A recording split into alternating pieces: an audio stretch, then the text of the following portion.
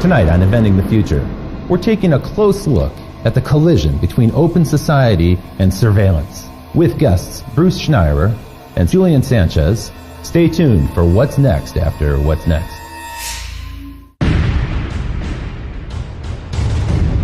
100,000 BC, stone tools. 4,000 BC, the wheel. 9th century AD, gunpowder. 19th century, Eureka, the light bulb. 20th century, the automobile, television, nuclear weapons.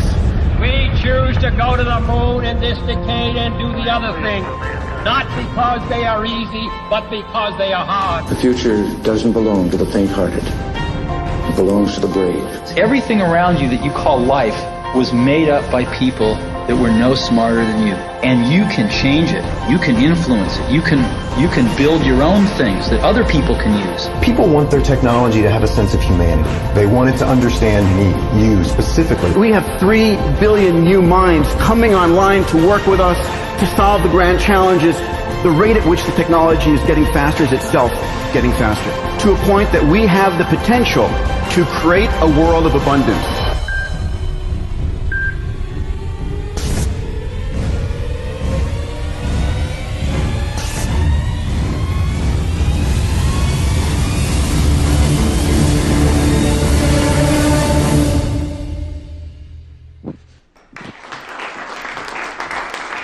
Thank you.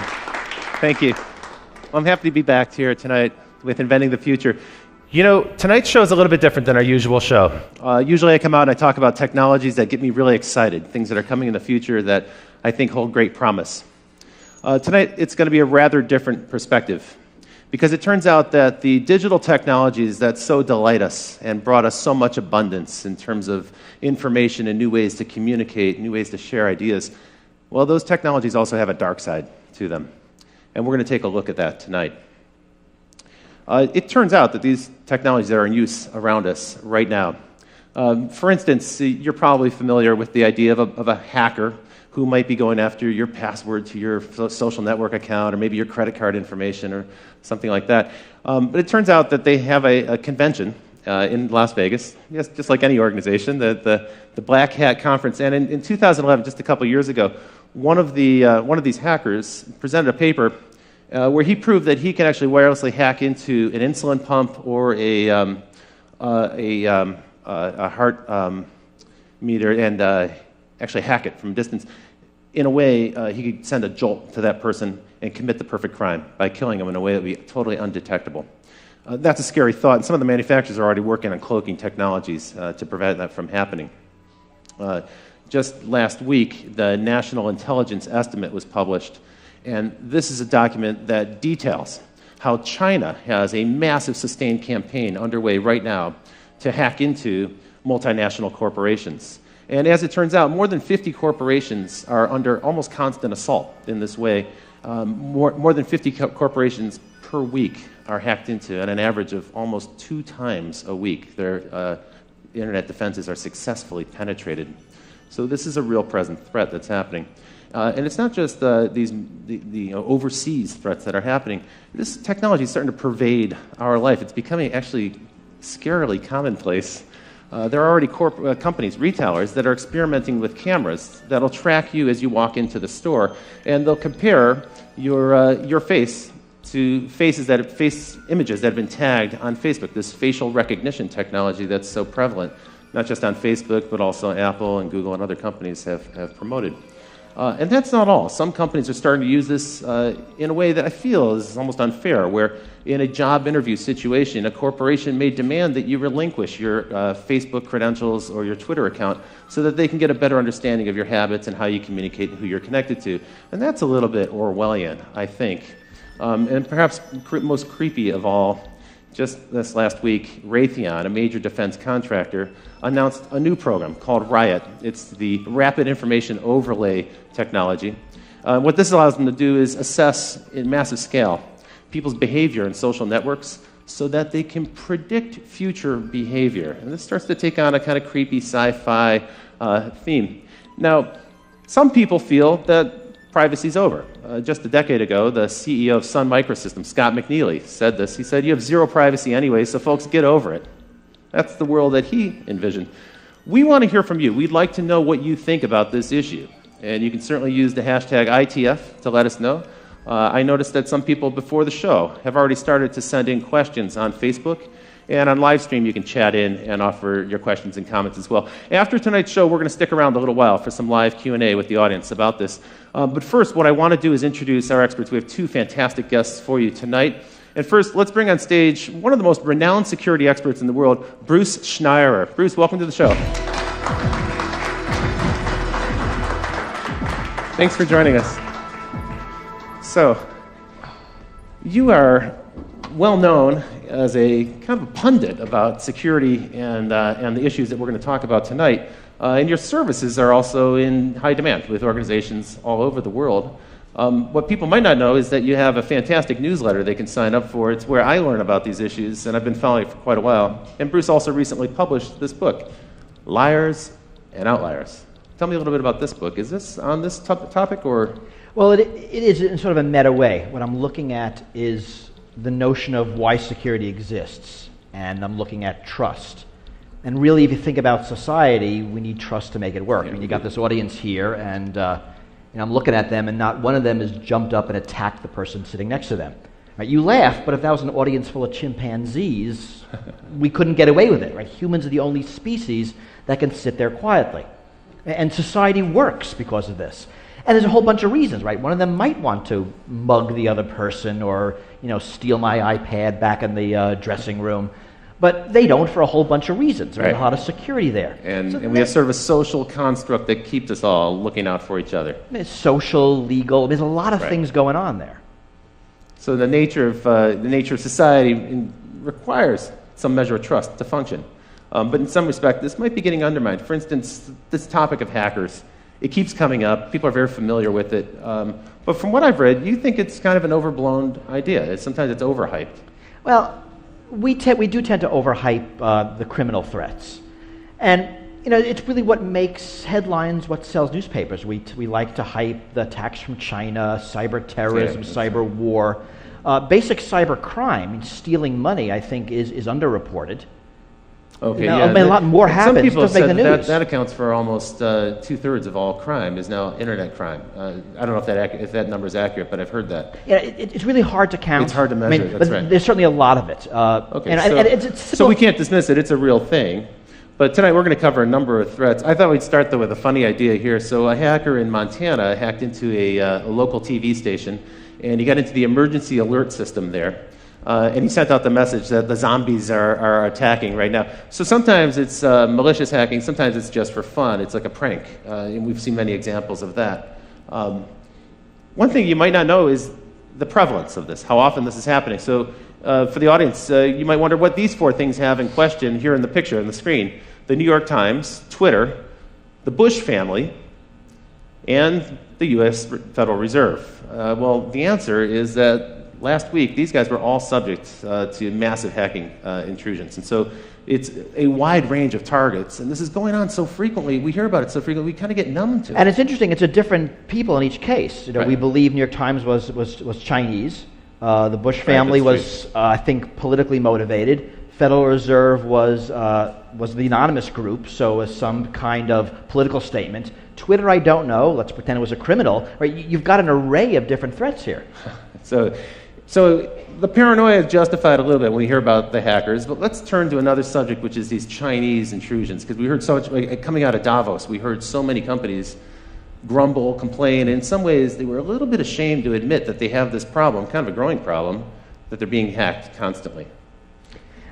And it seems to be true. I mean, everyone's pretty much hacked constantly all the time. There's a lot of hacking coming out of China, largely politically motivated. The attack against the New York Times, the attackers were looking for names of informants, right? A very political thing, presumably for government reprisal. We don't know if the attacks were done by the government, if they were done by independent people working within China with nationalistic so we use ideals. the word China. We don't know. It sounds like it's the government. There's no way to prove that allegation. It actually is no way to prove it's China. One of the problems we have is you don't know where attacks are coming from. You can't trace an attack backwards. Often when we know from other channels. One of the things that's most chilling about that New York Times hack is that more than 50 computers were actually penetrated, and they stole all the passwords, which means that it's probably likely that some of those computers have a Trojan horse in them somewhere, or a back door that's been opened up where they can come back in any time. It's hard to tell. If you read the reports, and it turns out everyone gets hacked, but if you hack the New York Times, you end up with a 2,400-word newspaper article about it. So we know a lot about this. Okay. They say they caught it early. They let it go on for a couple of months to track exactly what was happening. They knew where all the back doors were, and they closed them. Were they perfect? We have no idea. They think they were, and they look like they did a good job. We don't know, but that certainly is a problem. The Wall Street Journal admitted they were hacked as well. And if the New York Times and Wall Street Journal, you know there are going to be others. Yeah, that's true. Some that might not have even realized it. And some companies couldn't really reveal that information. A newspaper can because that's news for them. Well, but it's also embarrassing. In a lot of that's cases, if you're a bank, if you're a big company, you admit this, your stock price might go down, you might lose customers. That's right. So yeah, customers worry how safe is my data, how much can I rely on this partner. Now, some people characterize this as cyber warfare, and I've actually read where people say, we have a massive cyber war that's underway right now, and it's the US versus China, but other countries are involved as well. Iran, sometimes they mention Israel or France. How serious do you think this cyber war concept is? I think a cyber war is largely rhetoric. I mean, it's not war. We know what war looks like. Right. I mean, this is espionage. Yeah. It's not a military action that involves guns and bombs and people dying. The cyber war rhetoric, I actually think, is largely put in place in the U.S. by government and corporations that are profiting from it. Right? The U.S. Cyber Command announced last month that they're expanding from 900 people to about 5,000 people. Oh, so if we bang the drum of war, we can kind of stir up people and get support for a massive expansion. Because you think about it, we're really weird with war. We love to use the word war and there's no war. War on terror, war on crime, war on drugs. We love rhetorical wars. We hate using the word war when there's an actual war. We'll say anything else other than war. That's right. And this is confusing. So metaphorical war is accepted, it's politically acceptable. But what's going on here has kind of aspects of both. So the war on drugs is clearly not a war. Right. These cyber attacks, well, there's some kind of stuff going on that involves militaries. And it involves nations in some respect, and they're spooks, so in a way it is kind of a war, but it's a shadow war. I mean, my fear is that we're in the early years of a cyber war arms race. That there's a lot, and not just China, the U.S. too, NATO, other countries, we're pouring a lot of money into cyber attack, cyber defense. It's a huge growth industry. That's true. And if you think about arms,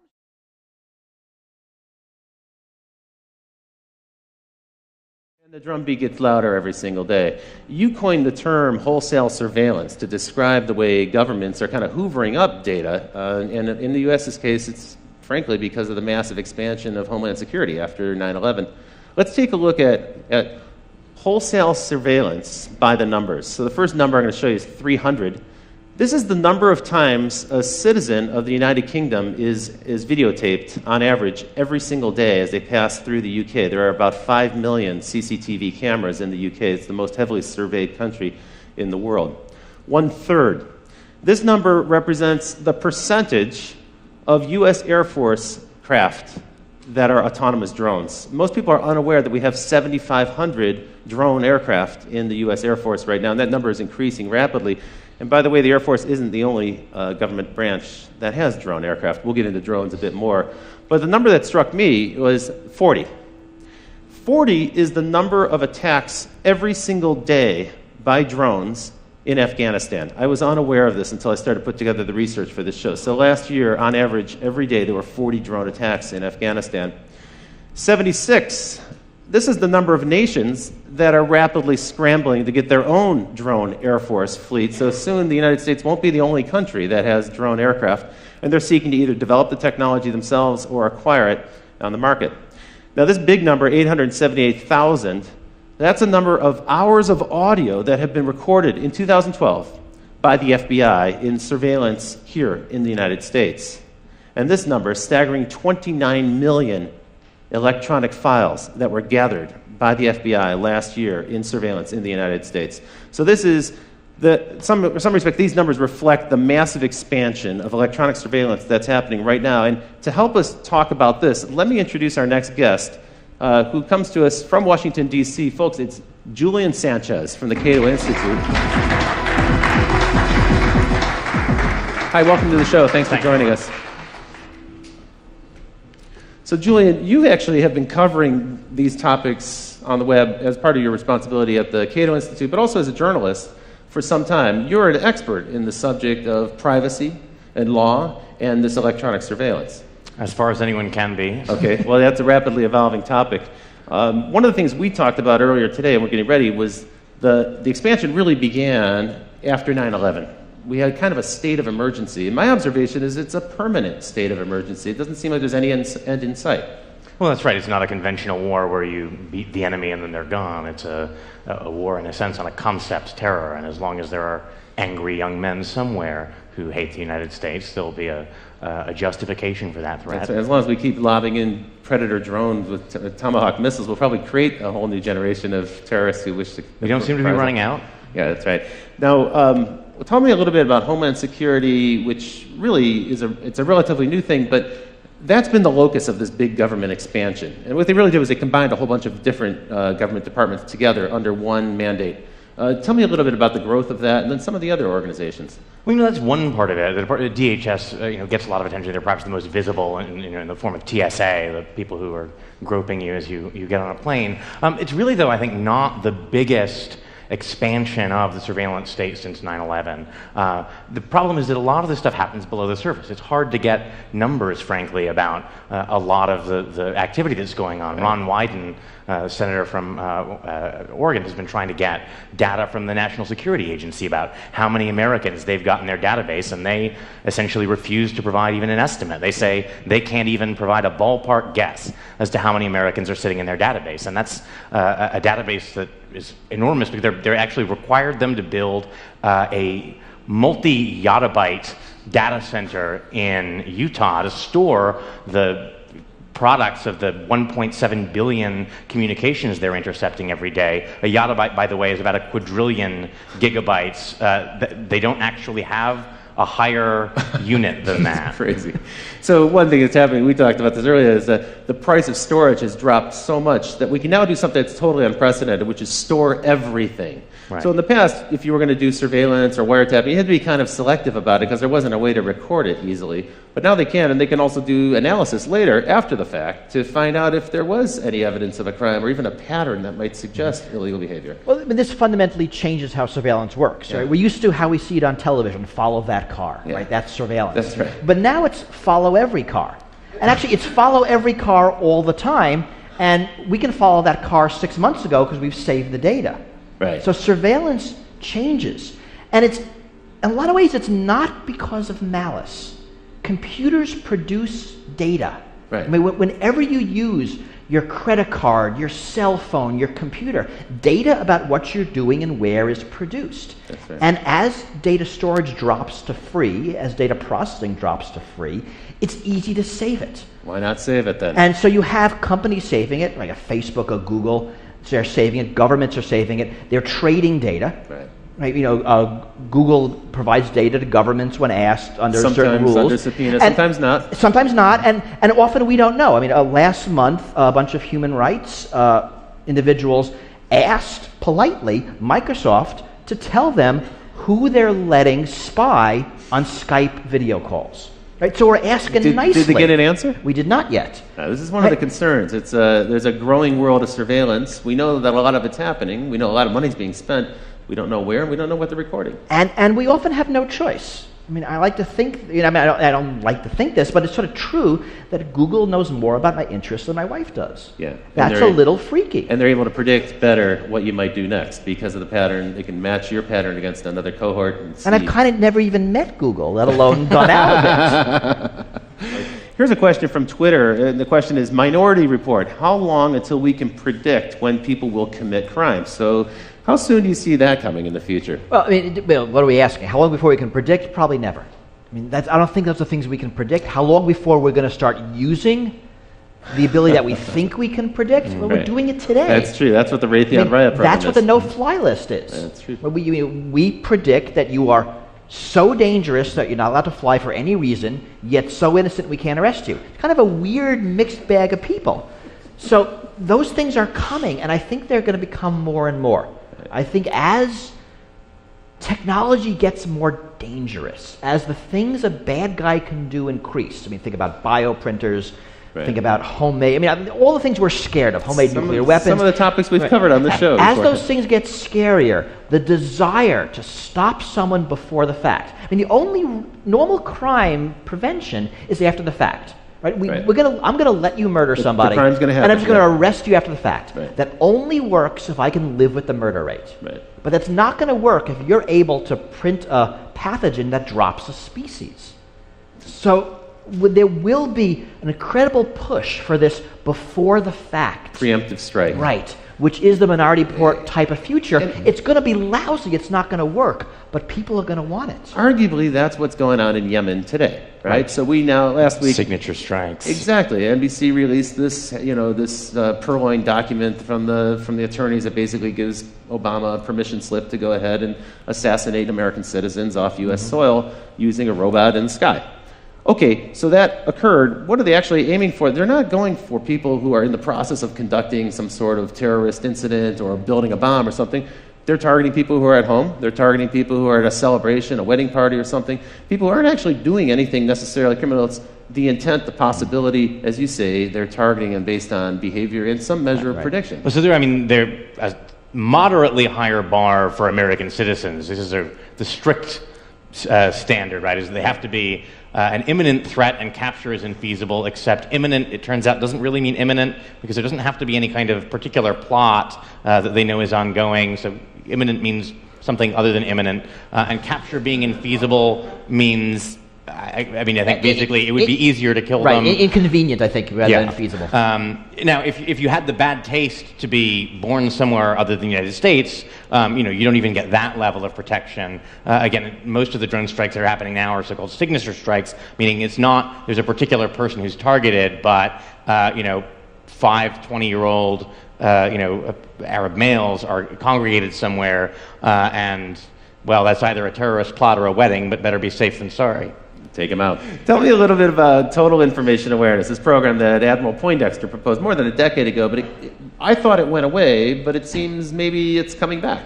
Right, I mean, the problem there was that they had terrible branding. They called it Total Information Awareness, which sounds creepy, and then they had a logo that was like an eye in a pyramid with beams coming down at the earth, so this sounded terrifying. Bill Sapphire wrote a column, freaking out about it. Everyone was duly alarmed. Congress nominally killed it, but it ended up getting essentially fragmented into a bunch of different programs that were farmed out to parts of DHS or DARPA. I think the NSA's Pinwheel database is in some sense an offshoot of that. Pinwheel is, again, on this model, a kind of vast database that allows kind of Googling for communications. They've shifted from that kind of targeted model, get a warrant, have an individual wiretap their conversations, much more toward a model that involves, some people have called it sitting on the wire, suck in everything, and then after the fact, figure out the search parameters you're interested, go through, pull stuff up. And that's concerning, I think, because, when J. Edgar Hoover ran the FBI and was abusing surveillance for political purposes, at least he had to target particular people. He's going to decide that Martin Luther King is going to be spied on, and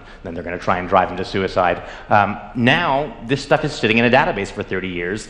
If they happened to sweep you up and then in 10 years you're running for Congress, someone can after the fact decide you're worth scrutinizing. It's even conceivable that behavior that's legal today could change in the future, and there'll be some record of it, and that could be embarrassing on the one hand, but it even might be that after the fact it's illegal.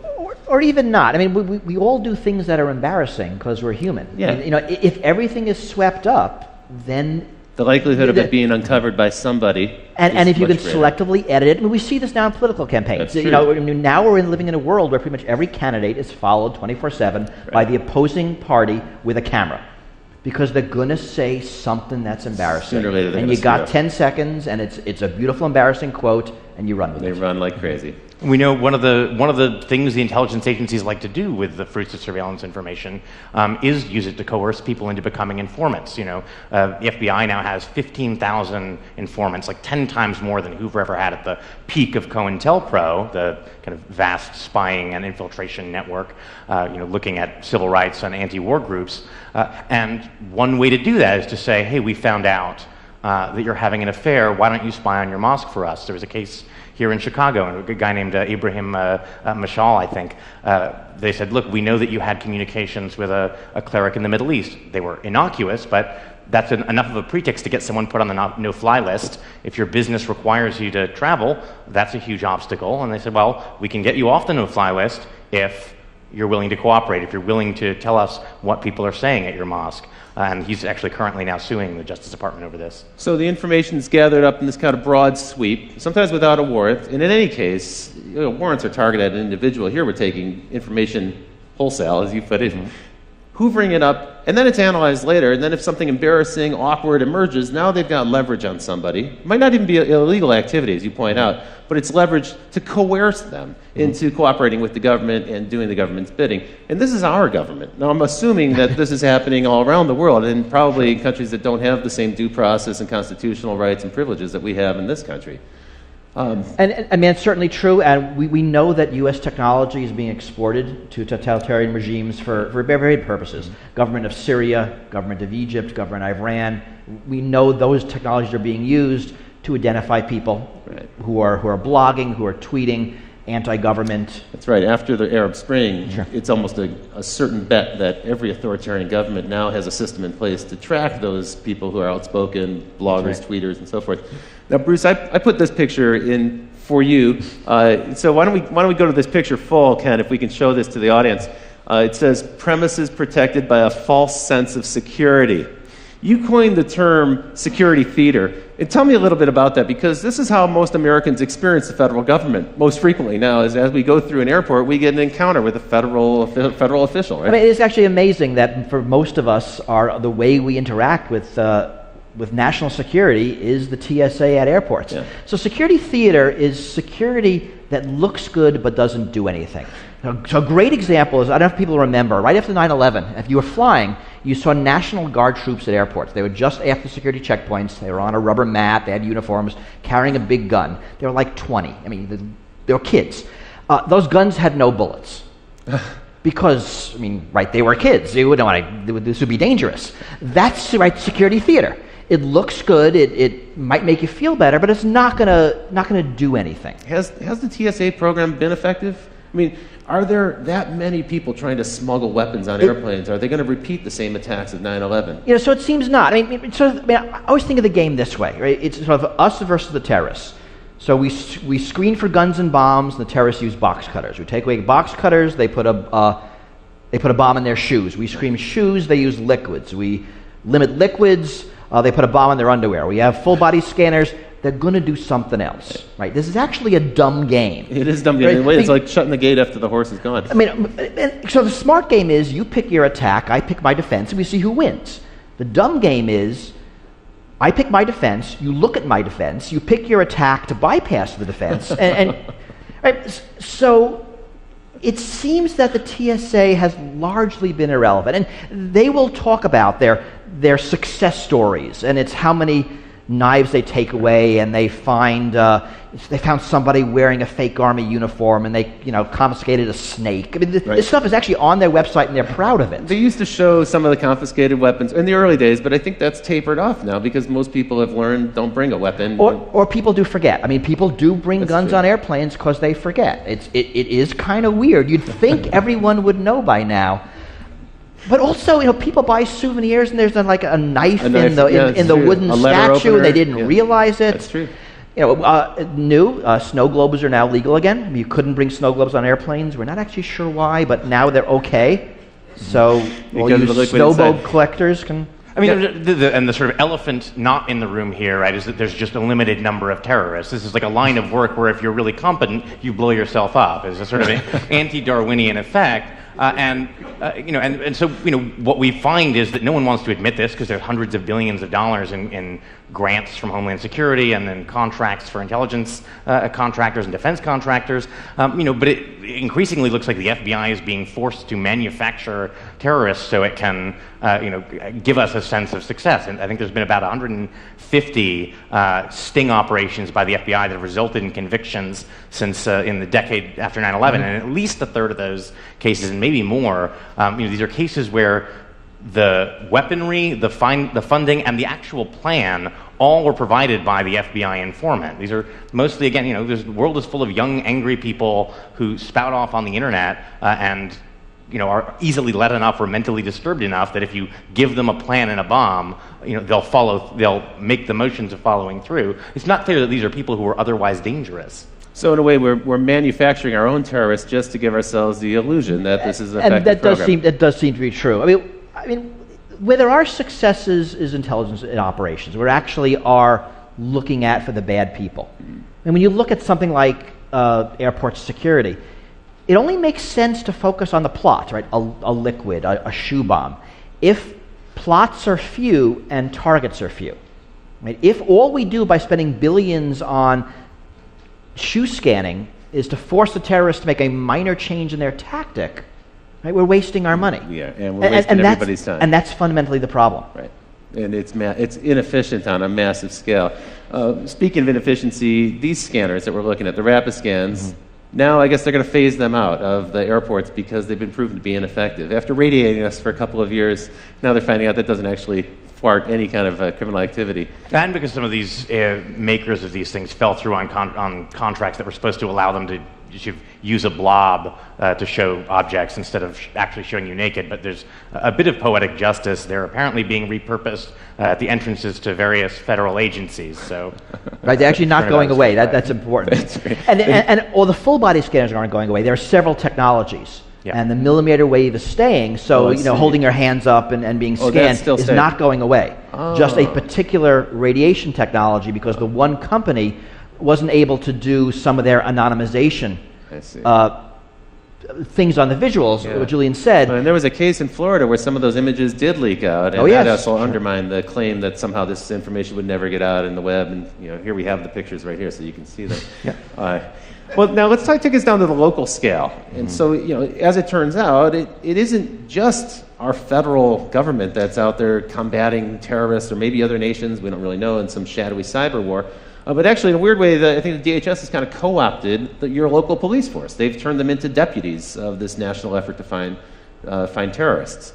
Talk a little bit about the spread of Homeland Security dollars to local police forces. Well, so I think we'll maybe get to fusion centers in more detail later, but there's lots of federal money out there. If you say you want to run a counterterror program, you may not have terrorists, but that's no reason to turn down the money. Right. So we find fusion centers, for example, something like $250 billion in grants that went out, supposedly for counterterror. A 2-year Senate investigation found that they never actually produced a single shred of actionable, useful intelligence about terrorism. It did end up buying a lot of Range Rovers for local sheriff's departments, plasma TVs so that they could display the Fusion Center calendar and watch cable news in San Diego. DHS has given out, I think, $50 million in grants for local police departments to photograph license plates. To your point earlier, in a wholesale level, not going after an individual car or doing it as they drive by on patrol, but they're setting up cameras now in different. I know in San Diego they're doing this on a massive scale. They're just routinely photographing the license plate of every car on the freeway that goes by. There's a lot of technology. It's license plates. It's all the CCTV cameras. You produce the UK number. We know better. There's cameras everywhere in the United States also. That's right. A lot of cities have them in intersections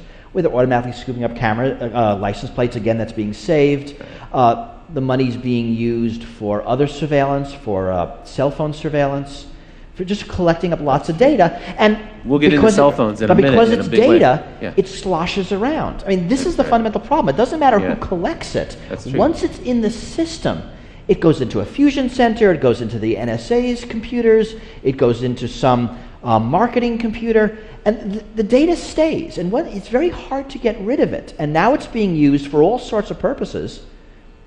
And we have no control over it, or really even any visibility into what data is collected. We don't know how it's being used or who's using it. We also don't know when it's going to come back to haunt us, because it may turn out a few years later something that you did was of interest to them, and they may have been tracking you for quite some time. You're probably taping this show. I'm sure we are.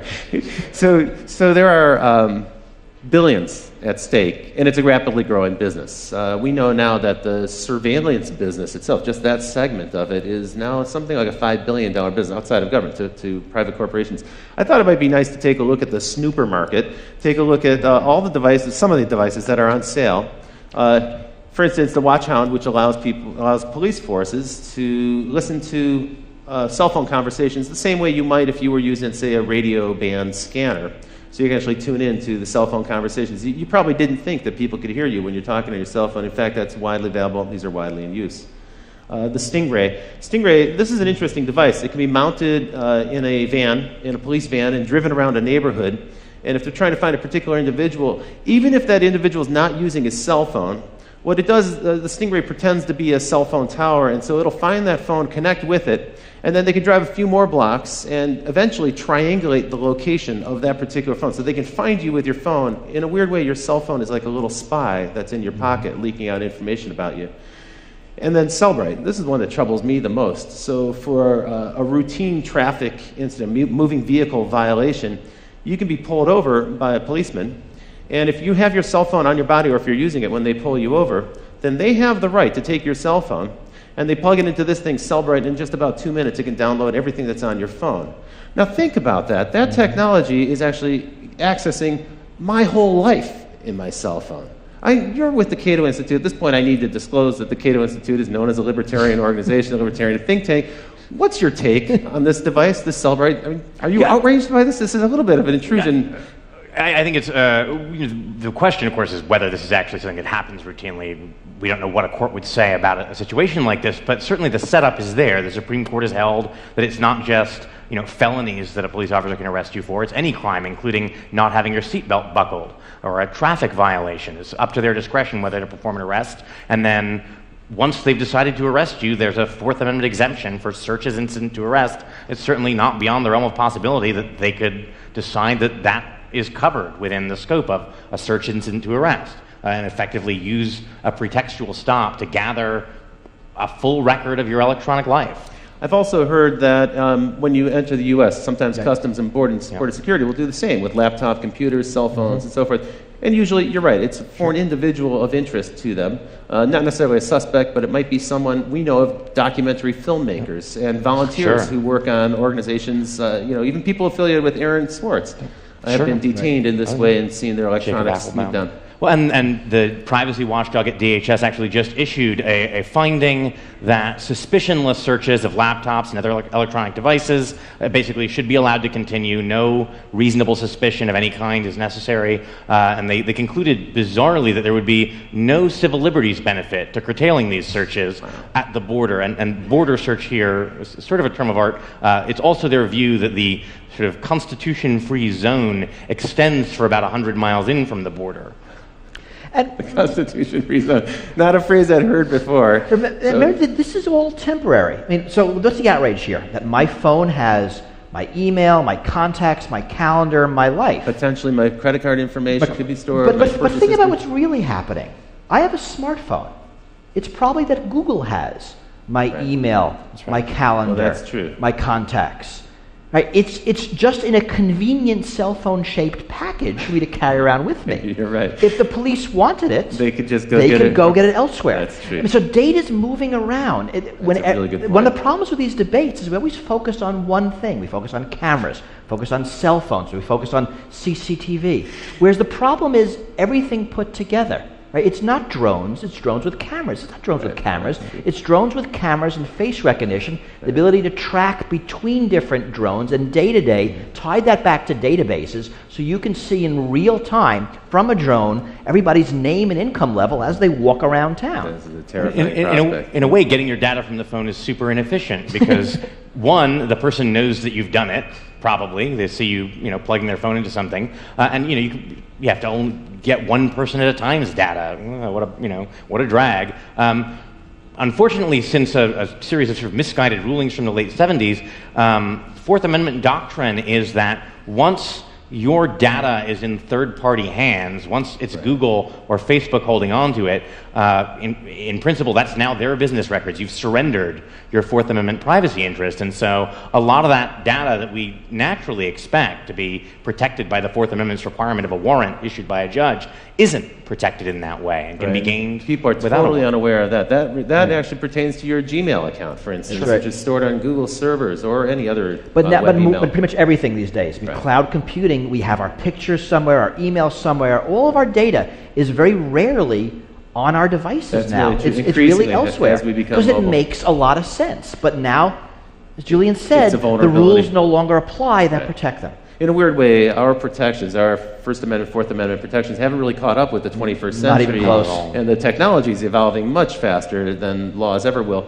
Let's bring it right back home here in Illinois. You were shooting the show here in Chicago, and you may be unaware that right here in Illinois, there are 91 organizations working on counterterrorism efforts. And what's interesting about that number of 91 is that more than 3/4 of them didn't exist before 9/11. So these are brand new organizations that are involved in some way or another in surveillance. That's why we call it Illinois the land of surveillance. Welcome to this place. What we happen to have here is 2 fusion centers. You talked a little bit about these. Here's a really ugly diagram from the government. It's non-confidential, so it's been released for us to show to you tonight. And tell me a little bit more about these fusion centers. In your view, they haven't been very effective. Right. Well, in the view of a bipartisan report that the Senate put out, despite years of being assured that these were a proven vital tool. The theory was you synthesize information from local law enforcement, lots of different agencies, bring that together with information at the federal level, information that various intelligence agencies have gathered, and this will give you a better window into incipient terrorist groups. Of course, right after 9/11, we assumed there had to be lots of other sleeper cells waiting to strike, and it seems to be that's not the case, and so you've got a lot of people looking for something that doesn't appear to be there. The sort of history of intelligence suggests that, unfortunately, the problem is if the thing that you are convinced is there isn't there, you just keep looking harder. It's true, and redouble your efforts and argue in the future. We need more resources to go after this. Yeah.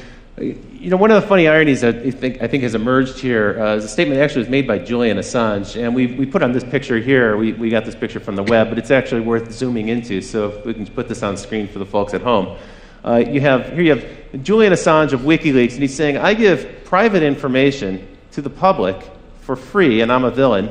Meanwhile, Mark Zuckerberg of Facebook, well, he's taking your personal information and he's providing it to private enterprise for money, and he's the man of the year.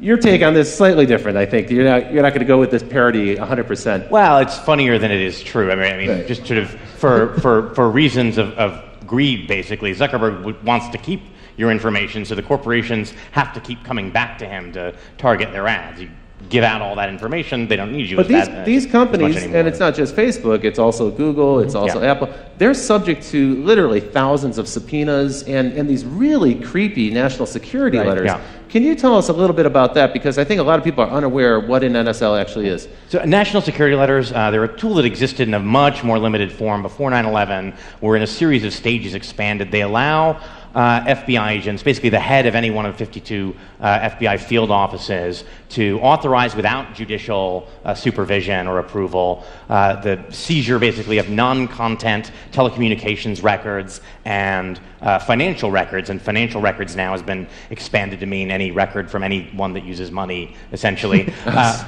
And Obama, when he was campaigning, said he wanted to do away with these. He wanted to do away with national security letters being used to seize sensitive information about people who are not even suspected of a crime. They're really used in a kind of 6 degrees of separation way to say, well, we have one target, let's look at everyone they're friends with and let's look at who they're emailing and what websites they're visiting, so we can get a kind of social graph or pattern out of it.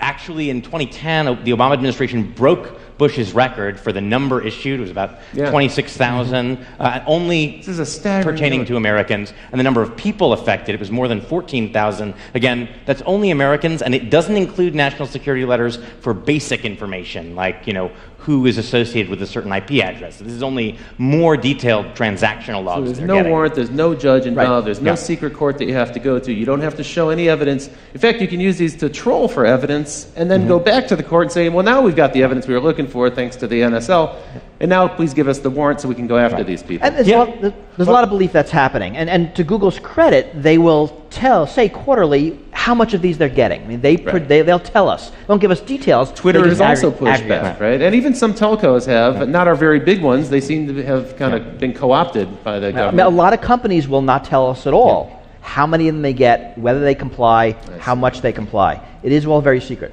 Google and Twitter are rare in sort of volunteering some of this information about how much they get. There's no aggregate reporting as there is with wiretaps that would give us a kind of overall picture of how much these different electronic surveillance tools are used. The telcos normally are not so forthcoming, but Congressman Ed Markey sort of requested the major cell phone carriers to give a tally of how many requests from different kinds of law enforcement agencies they got, added up to about 1.3 million a year. Wow. A lot of that is cell phone tracking, a lot of that is calling patterns. Also, just the compliance with that, think of the number of requests.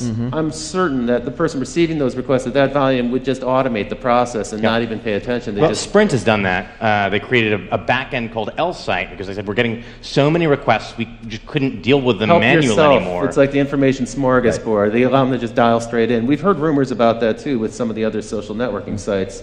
Kind of a creepy thought. One question here comes in, have you developed your own ways to combat or accept this new world order of constant surveillance? So I guess the question pertains to you guys. What do you do in your own lives to keep your lives private and secret? Yeah, I mean, what we do is around the edges. Right. What can you do? You can not have a credit card. You can not have a cell phone. You can not go outside. You can live in a cave. I mean, they kind of make no sense. You know, I don't have a Facebook account. That makes me kind of a freak. I keep all my email on my computer. That makes me a double freak. So I mean, I'm doing some things around the edges, but by and large, there's not a lot we can do. I mean, you have to accept it simply because you're being surveilled. What we learned from the General Petraeus scandal is that even the director of the CIA can't keep email secret. I mean, if he can't do it, I don't stand a chance. You know, that was a very troubling case, isn't it? That Gmail hacking, it's a major intrusion. Not just the fact that it was kind of a comedy of errors with our two generals and they're flirting with this woman in Florida and so forth. Yeah, that was funny and it had a comic element to it.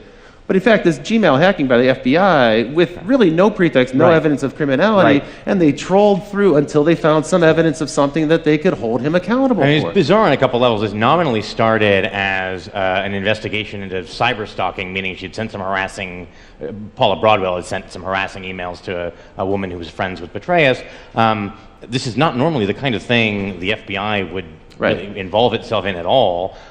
Having tracked these emails back to Broadwell, because again, you're never private, she had used an anonymous Gmail account, but then logged in from the same IP address to her real Gmail account. Even if you're using stuff like something like Tor, usually the IP address is persistent over time. So if you log into anything that's connected to you within that window, you can be traced back again. They can link those two things. And then having figured out who sent the emails, if that was they decided, I think, ultimately that actually the emails didn't rise to the level of criminal harassment, but having identified who sent them, instead of then confronting Broadwell, they decided to do a fishing expedition through all of her email. And it's not clear what conceivable connection that had to the thing that they were supposed to be investigating. So at that point, the supervisors, when they found no evidence of criminality, they should have called the investigation off, and they didn't.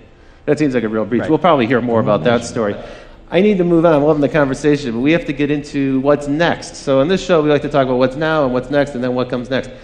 The next things we're going to talk about are drones, phones, and super cookies. And it gets creepier, folks. So check this out. Predator drone, you're familiar with these. They've been in use since 2001. There's one on display at the National Air and Science Museum, so they're already kind of a part of American history. Massive expansion to that program. But as Bruce mentioned just a minute ago, the scientists from DARPA have been experimenting with different ways to modify these. There's all sorts of new, weird versions of drones that'll be coming out in the near future. One of them is called Argus, and what they've done is they've taken 368 of those cell phone cameras, the 5 or 10 megapixel camera that's on your cell phone today, and they've assembled those into sort of a beach ball shape mounting, and they can put that at the front of one of these drones. And this Argus program then allows that drone to hover over a particular place and record everything that's happening on the ground. Now the device itself, the drone itself has literally millions of terabytes of storage on board, but they're also streaming that data out down to the ground. And so in real time, someone who's back in the base station can see an image kind of like this. It's a composite image of all those different eyes in the sky, and they can start to see what's happening on the ground. But what's even more troubling, because of the degree of accuracy in each of those cameras, is that they can zoom in. And they can actually, today, get to a level of detail that allows them to see from 14,000 feet in the air a 6-inch long object. They can also, using gait analysis technology, face recognition, some of the other technologies you mentioned, they can actually start to identify the people on the ground. Today, these technologies are being used in Afghanistan to fight the war there. Tomorrow, those drones will be in the United States. It seems to be a near certainty. More than 358 different law enforcement groups and counterterrorism groups in the United States have asked the FAA for permission to start to fly their own autonomous drone units, and we can expect those to be mounted with similar surveillance technology. This is clearly coming. Now, when we chatted about this, you gave what was a really chilling prediction to me, which is that basically you're like, it's here. It's happening. Yeah, I mean coming seems like an overstatement. We used drones this week to hunt down that California cop killer who was holed up in his mountain hideout. Right. And they're being used in cities. That's right. I think we have a picture here of well, these are some of the cheap ones that are coming, but here we have the Border Patrol. Right. And they have 10, they have a fleet of 10, and they've asked for 14 more. So you're right, it's already here, it's not really out in the future. I mean, what's coming is, what's coming next, right? They're going to get better at resolution, right. Be able to read documents, be able to better identify faces. And once you identify faces, you have a lot of good public face databases. Facebook has a phenomenal database of tagged photos. Thanks to your friends who tagged you, you'll now be identified by the drone in the sky when you leave the house. Even if you're not on Facebook. I mean, it's not like you're their customer. Right? I don't have a Facebook account. There are tagged photos of me on Facebook.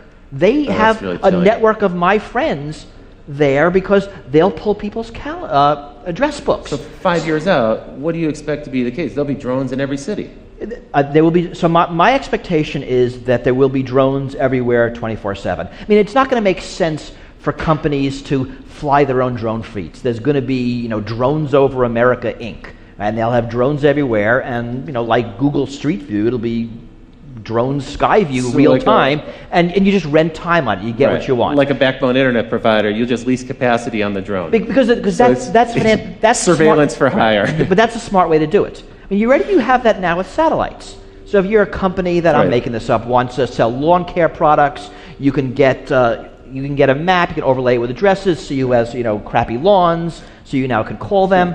So it's all the data being collected and overlaid with other data. So we can identify people, we can collect it, mark it with databases, we can integrate it with cell phone data, which, as you mentioned, is location data, and also data about who you're interacting with.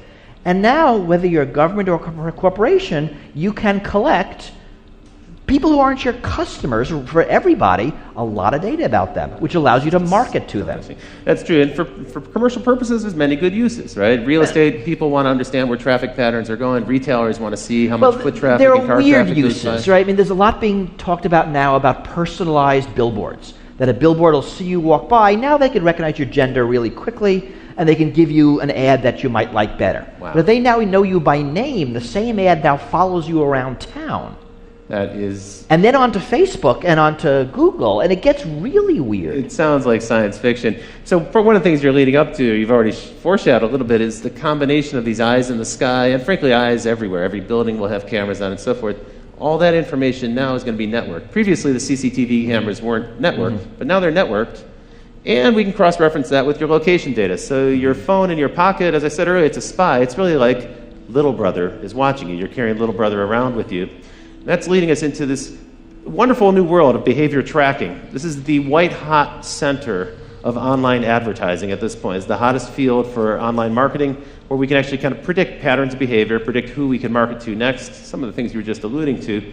Tell me a little bit about super cookies. Here we've got a goofy picture of super cookies, but this is actually kind of a creepy new development in browser technology. Well, and so the idea is that people have started to catch on it. Some of them at least. Right, it's actually not that new. Right. Oh, it's true. You clear out your cookies so you can't be tracked online. Yeah, we're familiar with that. You clear but it turns out there's a lot of cookies. other ways you can do that. There are plugins like Flash that allow separately data to be stored that can be used for tracking purposes. And there's stuff like browser fingerprinting. Your browser sends a lot of information about how your system is configured, and it turns out that very often that's enough to uniquely identify you, the sort of precise combination of different search system history, settings. the websites that you visit, and so on. Even things like the fonts on your computer. I mean, computers tend to have fingerprints that uniquely identify them. What we're really learning is, and it's worse on something like a smartphone, that it's really, really hard, probably impossible, to not be tracked. That even if you do all the things right, enough happens around you that the data is being collected. Right. And then, of course, once it's collected, and you don't know where it goes. Right. It's the future of advertising. Even the Magic Kingdom is using a kind of technology. This is an example from Disneyland where your family can have a RFID bracelet, a little radio frequency tag bracelet that they can wear so your kids can run around Disneyland and you can kind of identify them. But that's not the only people who are watching. It turns out Disneyland loves this because they can now track traffic flows within the theme park, and they can see if you're spending more time in Tomorrowland than Frontierland and so forth. They also know if dad is spending time drinking a beer while his kids are on the rides. It also means that the different Disney characters can greet you by name because they'll see your name on some device that they're holding and they can actually say hello, which for parents who've taught their kids not to talk to strangers who address them by name, this starts to create kind of a weird situation. And I don't know if not to talk to strangers applies to giant ferrets. That's right. Cinderella. Yeah, right. But not really a stranger. You know, my feeling is that this type of technology seems innocuous. Oh, come on, it's Disney. How bad could it be? I think the problem for this is when you have a 6-year-old kid running around with an RFID tag, what you're really doing is conditioning them to submit to this level of surveillance. And you're just getting them used to the idea that everything they do is going to be tracked. And we see it also in schools. I mean, schools are now getting a lot of these things, and they're often being given to schools. For that reason, it acclimates people. So whether it's face recognition technology or fingerprint technology on buses, this is all being sold as... So biometrics is also a part of it. Schools are very dangerous. There's shootings every day. Your kid has a 1 in 2 chance of dying in a shooting. Whatever our fears are, they're being sold to us to mollify them. And it does get kids used to this sort of a ubiquitous surveillance, that it's normal. I mean, this is one of the things that the TSA security theater actually is effective at. I mean, if you think about the opening scenes of that George Clooney movie, Up in the Air, where he's just absolutely seamlessly, almost ballet-like, whipping his laptop out, sliding his shoes off. I mean, it's all this sort of choreographed dance, and it reminds me of this idea that of the French philosopher Michel Foucault talked about, that there's forms of surveillance that create docile bodies. That by being observed, that we are trained to follow the path of least resistance, which is to say, train ourselves to automatically go through the procedures that expose us to the TSA guy with the least amount of hassle. I mean, they do a good job of encouraging this, right? Well, you don't have to go through the naked scanner. You can instead get terribly groped. Well, no, the easier thing to do is submit to the naked scanner. And it's a form of training. That's true. I think that's very true. You know, I was a young man. I had the opportunity to live in Berlin, and I spent time in East Berlin and East Germany and elsewhere in the East Bloc. And this was the one thing I took away from that experience, is when you live under constant surveillance and you don't know who's working for the government, they all might be spies, you never really know, people become apathetic and they stop trying. Well, but also, you change. I mean, I remember in the years of 9/11, I'll be talking to a friend on the phone, and we say something because we're talking about security, and one of us says, wow, I hope the NSA isn't listening. We both laugh because it's a funny joke, but the conversation changes. That's true. The fact that you might be observed in all things changes how you act. It makes you less of a free person. I mean, there's probably less crime in East Berlin, but you didn't want to live there. You sure didn't want to live there. One of the sadder things I remember reading in the New York Times reporting on the NYPD's sort of Muslim infiltration program was there was a student union at, I think, Columbia or another New York university where they had posted in the room where the Student Muslim Association met a sign saying, please do not discuss current controversial politics in this room, we don't want trouble. And that doesn't seem like a healthy environment for a free society. Right. Please keep your free thinking at home. Don't bring it here. And unfortunately, you don't know these things to their gut. Freedoms are hard to value. You only value them when they're missing. When they're gone. That's really true. And more than a decade ago, Phil Zimmerman, the creator of Pretty Good Privacy, he said he likened personal privacy to the environment. He said there's going to be a time where it becomes kind of a privilege for a certain group of people who can afford to have access to it. Okay, so that's pretty scary and pretty depressing. I don't want to end on a dark note like that. I guess the question is, what can we do? What are some of the things we can do? Now, we had some encouraging news, perhaps. The mayor of Seattle recently decreed that there will be no drone surveillance in the city of Seattle. Perhaps that'll start to roll out on a local level. More cities might follow. Some people are starting to hack together their own way to avoid police surveillance. Here's a kind of homemade version of a license plate scanner avoider.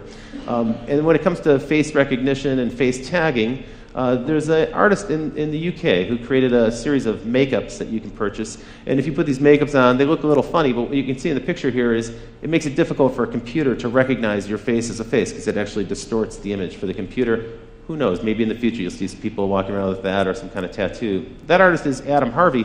He's actually introduced a fashion line, which we have here, and we'll show a little bit later on. Marley's got a few of them over there. Here are a couple examples of these.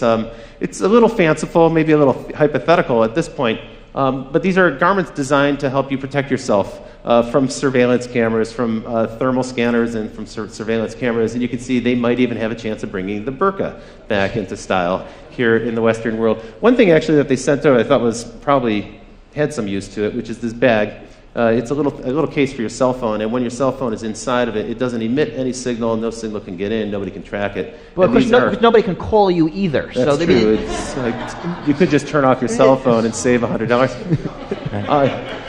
Tell me a little bit about this act. So this is an act that was proposed by Rand Paul of Texas, right? This is the Preserving Freedom from Unwarranted Surveillance Act. It's a big title, but actually kind of a neat principle. Yeah, I mean, the only possible member of Congress who I could ever say might go a little further than I actually would is Rand Paul. The idea here was to require a warrant, a full-blown Fourth Amendment probable cause warrant, anytime law enforcement or intelligence wants records about you from a third party like Google or Facebook.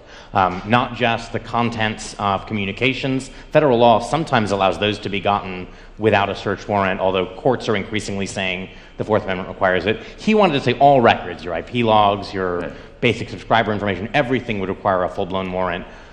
That seems like a little much. I mean, they need something that they can get first so they can build the evidence they need to go to a judge for a warrant. But it's actually a very hard question where to draw those lines. What is sensitive information? Because even something like an IP address or email headers can reveal stuff about your political associations, which the Supreme Court has said is protected under certain circumstances. You can't force a controversial political organization like the NAACP to reveal who their members are to the government.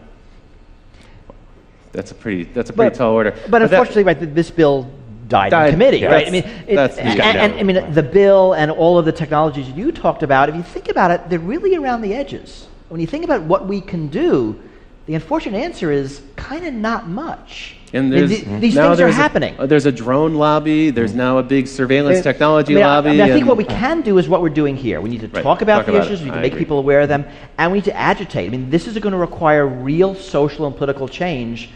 We're not up for it now. The hope is that we will be eventually. I quite agree with you. Note that the Paul bill was one of several that got shot down as the FISA Amendments Act, which empowers the NSA, was reauthorized. A lot of this stuff was a lot milder. So a proposal that the NSA has to make an estimate of how many Americans are being swept into its database, shot down. A proposal that before, if they're doing foreign collection and they sweep up Americans and they want to search for a particular American, they need a search warrant for that, shot down.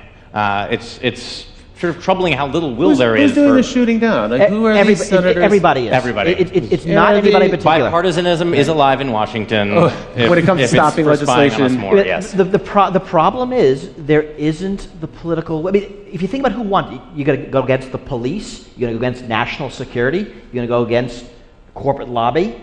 There's not a lot of power arrayed against these things, and that's why this is hard. It's a giant issue.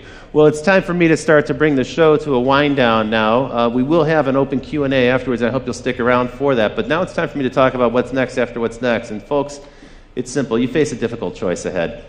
We have to decide what kind of society we want to live in this country. A society where we can expect a reasonable degree of privacy, or a society where transparency is forced upon us without any possibility of resisting it. That's a decision we're going to have to make. We do have the ability to hold our elected representatives accountable. We do have the ability to speak up and object when corporations impose some transparency or forced surveillance upon us that we don't wish to have. And we have the ability to speak up. So it is forums like these that give us the opportunity to have that kind of an exchange. Well, I want to thank you both. Bruce Schneier, thank you for joining me on the show tonight. Julian Sanchez of the Cato Institute, thank you. Be sure to check out Bruce's book, Liars and Outliers. I want to give a big shout out to the crew here at Live Lab. And Barry, thank you very much for making this show possible. It's been a pleasure doing the show with you. And a big shout out to our live band led by Paul Wardico. Strike it up, Paul. Let's hear it.